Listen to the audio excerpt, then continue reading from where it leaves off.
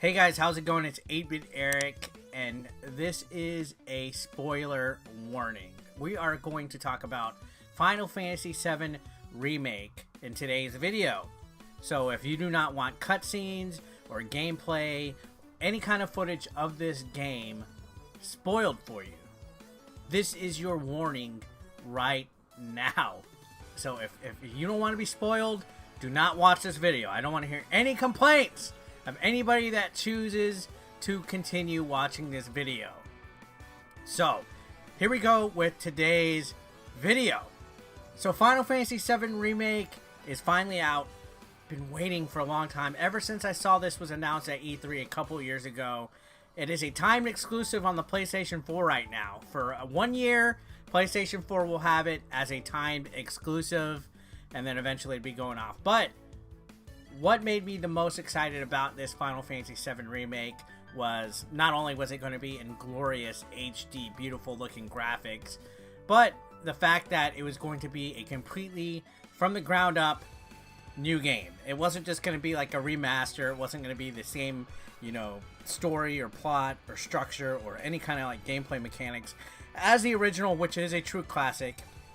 This is a from the ground up, completely brand new game that offers its own adaptation of the classic masterpiece, the freaking super best game of all time, Final Fantasy VII. This was like a brand new package, so that's what had me entranced with it at the first time. This was what had me excited, and I gotta say, it is amazingly beautiful. Looking at the cutscenes, the way the characters are detailed, the way they look, holy cow, this is some of the best graphics I've seen on the PlayStation 4.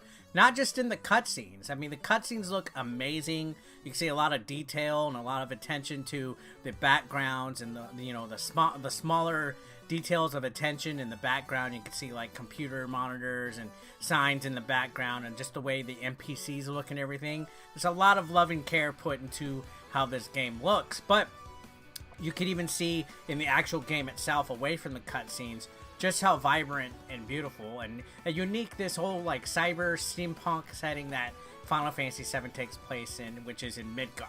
Now, just taking a look at how vibrant and beautiful the world looks is amazing. The original game, wonderful. Some of the best games of all time, but let's be honest, it really hasn't aged like a fine wine. For its time, when the first Final Fantasy VII came out, it was pretty neat. It was epic. It was a grand scale. It made us feel like RPGs were taking a huge turn to something else that we've never seen before, because all we really had in the past was the 16-bit Super Nintendo and Sega Genesis generation RPGs. So when the PlayStation came and brought out Final Fantasy VII, a new world was open. Well, this is kind of like a renaissance in that. It's like the original Final Fantasy VII pioneered the way for a lot of things, and now this one came in and just opened that. And it's very rarely that something can really feel like it surpasses the original, and I have to say, I was impressed with just alone how the game looked with this one. This one really pushed the boundaries of the PlayStation 4. This is like a perfect swan song for the end of this console generation, because PS5 is coming out within the next year or so, hopefully, if it doesn't get delayed. But you could really tell that this really pushed the computer of the PlayStation 4, just by how vibrant and great it looked. And the cities and the towns, everything just feels so alive. You'll see NPCs everywhere. You'll see stray cats and animals and monsters, and it's just everything about this game feels so much more realistic, so much more lively. They took the original formula, the heart, the soul of the original game, and just made it that much more beautiful.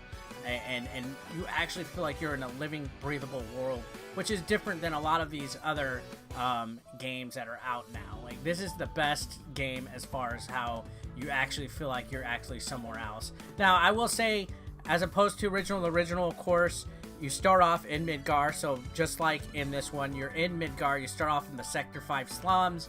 You go to the Sector 7 slums. You kind of go into Wall Market, and the story is basically the first part of Final Fantasy VII, where you go from helping Avalanche out, and I don't want to go into spoilers too much, but if you played Final Fantasy VII, oh, thanks, police sirens. Always something, right? But anyways, if you played the original Final Fantasy VII, you'll know like the first 8 hours or so deals with you trying to escape Midgar. You know, you originally go, you bomb a reactor, then you go and you kind of like run and hide out, and then you have to like do all this other stuff. The game follows the same type of plot structure as the original, but it changes enough to where it feels like a completely different, unique game. There's a lot of stuff taken out and a lot of stuff put in that was not in the original. That's a nice touch. I don't want to get into spoilers too much though, but it pretty much follows the original plot pretty closely. I would probably say it's about 65%. You know, there's enough to where you'll feel familiar with the original, but then there's enough to where you'll be like, oh wow, they did it differently this time, or they added this.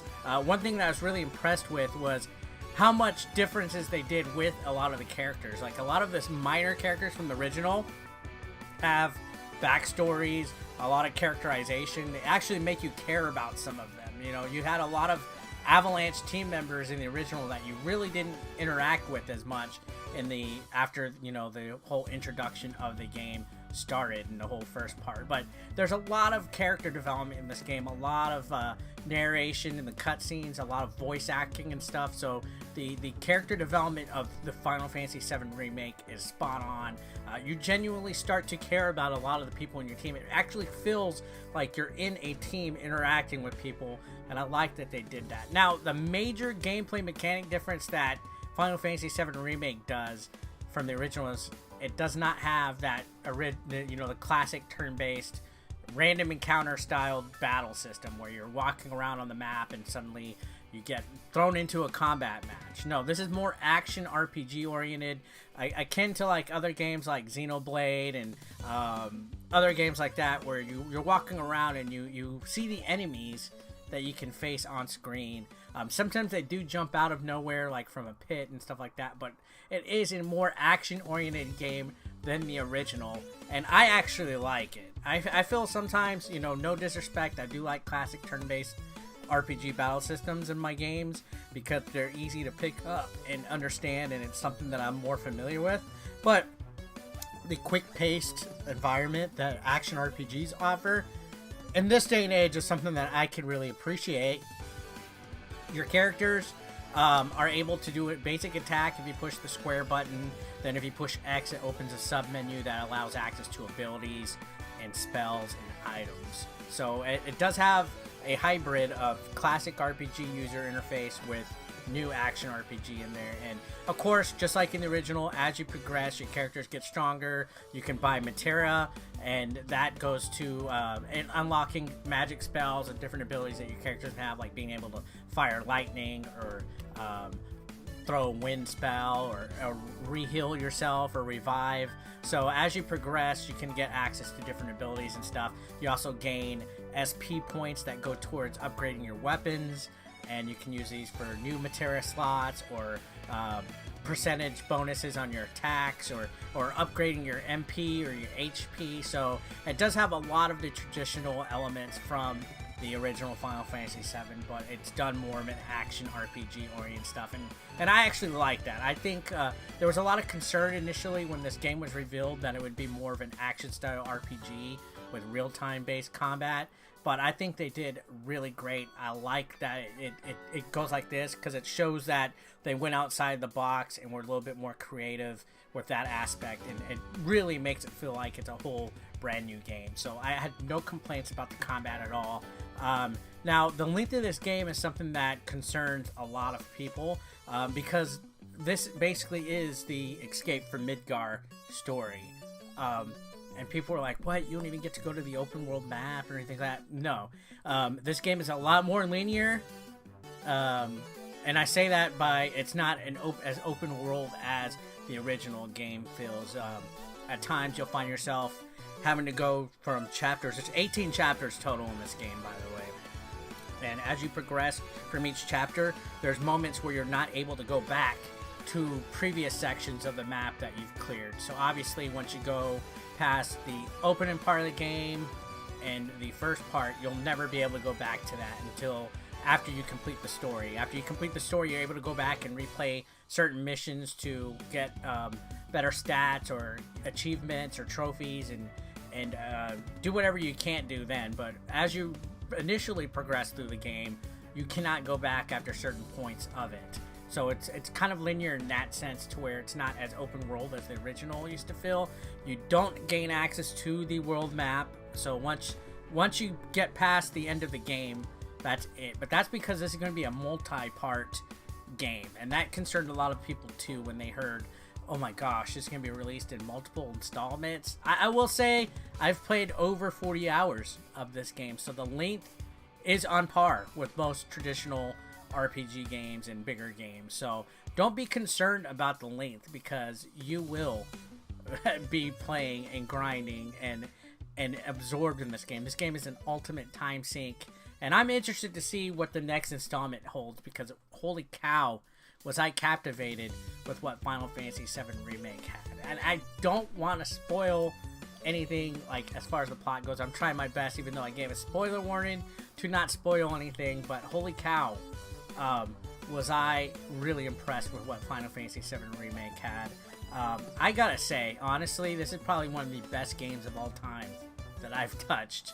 I would say so far in 2020, this is the current game of the year until we get other stuff out there. But this is probably one of the best games I've played ever, and very rarely is it where a remake, I feel, does better than the original. I feel that this definitely does better. I would like to see what the future holds with this game and stuff like that. But anyways, guys, that's it for today's video.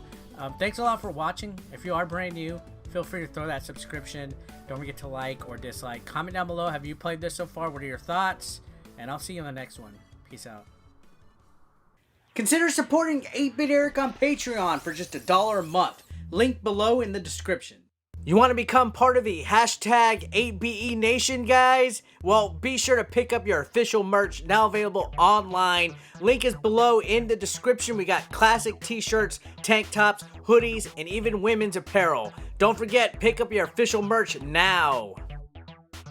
And while you're at it, guys, feel free to watch the next video, or why don't you catch up on one that you might have previously missed.